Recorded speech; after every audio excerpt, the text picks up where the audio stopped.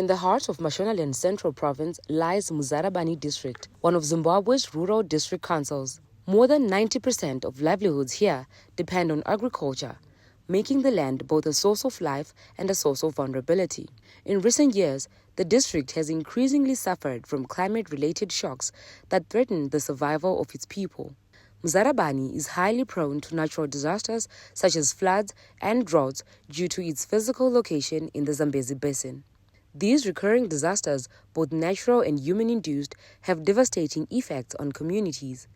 Homes are destroyed, crops are lost, infrastructure is damaged, and lives are disrupted. For vulnerable groups, including children, the elderly, and persons with disabilities, the impacts are even more severe. Disasters not only destroy property, but also disrupt education and create long-term psychosocial challenges.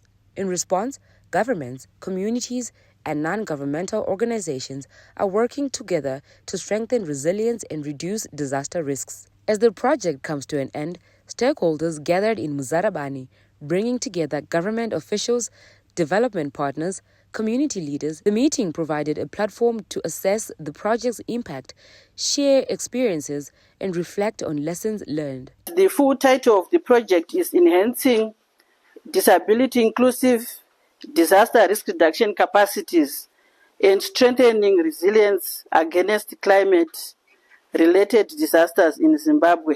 This project was a pilot project, and it was being piloted in Zambia, Malawi, and Zimbabwe, and also getting technical support from SAFORD based in Botswana. Persons with disabilities, they are at high risk, and it also starts even from dissemination of early warning. Sometimes the information is not inclusive.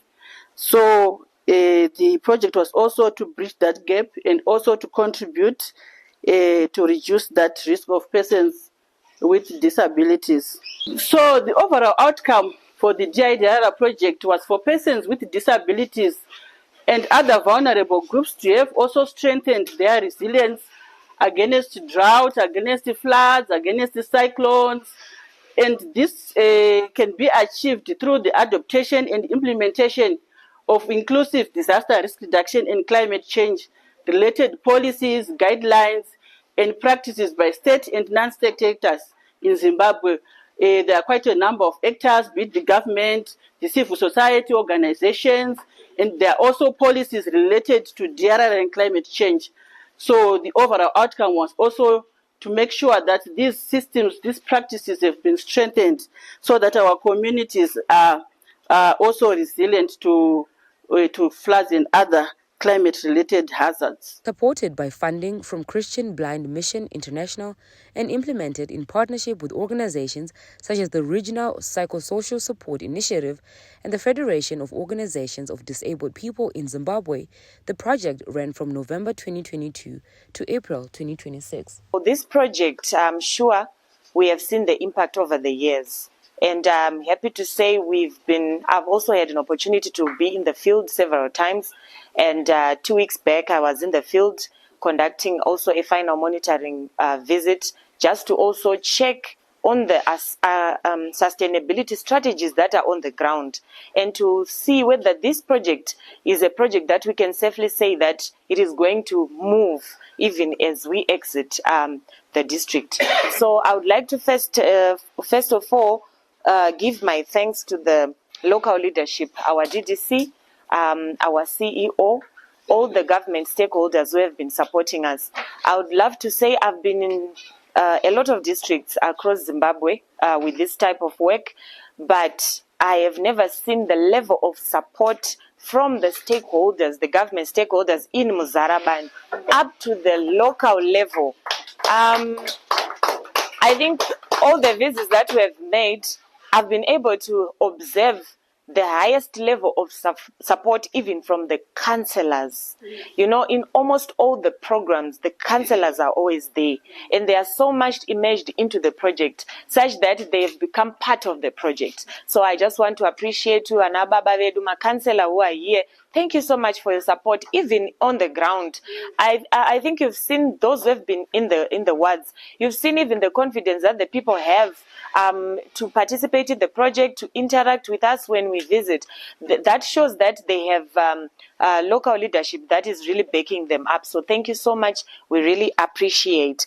The initiative targeted some of the most vulnerable wards in MUZARABANI, including Chadereka, Chiwenga, Dambakurima, and Kairezi, areas where households, particularly those with persons with disabilities, face heightened exposure to disaster risks. What we have learned in this project is that it's very important if you want persons with disability to be able to go to VISLA meetings, for children with disabilities to be able to go to school, for persons with disability to be included and feel included when you talk about disaster risk management, when you talk about warning systems and so on. So you cannot have a disability intervention and not include assistive devices, because they promote dignity, they promote self-reliance, they promote independence. And when you have done your assistive devices, please ensure that I can drive my wheelchair on my own and get into an accessible toilet without needing support. You're protecting my dignity. And when you protect my dignity, you are promoting my mental health. I cannot enjoy psychosocial well-being. I cannot enjoy dignity if when I need to go to the bathroom, I have to ask someone to accompany me there. Persons with disabilities are often the most affected during disasters. This particular project was titled, or is titled, Disability Inclusive Disaster Risk Reduction. So disability inclusion is the core.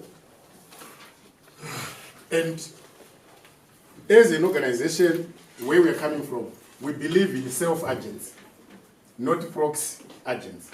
This is the reason why I'm making a call to all the government departments, including the RDC, to ensure that you engage OPDs. But coming back to the issue of the budget is very important. We've taken note of a very important development that took place recently, the enactment of the Persons with Abilities Bill into law by government. It was signed on the 25th of November last year by the President of the Republic. That piece of law to us is very important, the disability law. The new law, we need to popularize it. And Section 21 is very, very instructive because it speaks to the issues of disaster and humanitarian emergencies. I was just going to read it because I think it's very important. Section 21 of the new law. And the title of that section is Disaster and Humanitarian Emergencies. It was signed by the President, His Excellency, last year.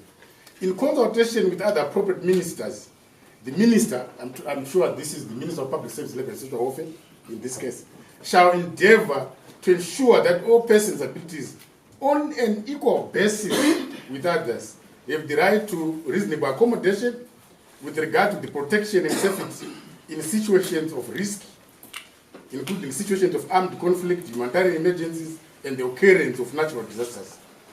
Persons with disabilities, they may struggle to escape danger, lose essential medication or assistive devices, or face barriers in accessing food, water, shelter, and healthcare. Yet, despite their vulnerability, they are often excluded from disaster risk reduction planning in response. We have enjoyed the partnerships we have had with the REPSSI, and they were also working with line ministries, mostly the Ministry of Health, Women Affairs, and Social Development. So, as far as we worked for the period they've been here, we've been working very well. I've witnessed most of their interventions, but their focus is disability, disaster risk reduction. So we were asking them to say, have you got a bias towards those with the disabilities? They said, no, we felt that those with disabilities were not getting due attention, like they were not being able or being facilitated. Like, you know, the disabled people, sometimes they need implements or equipment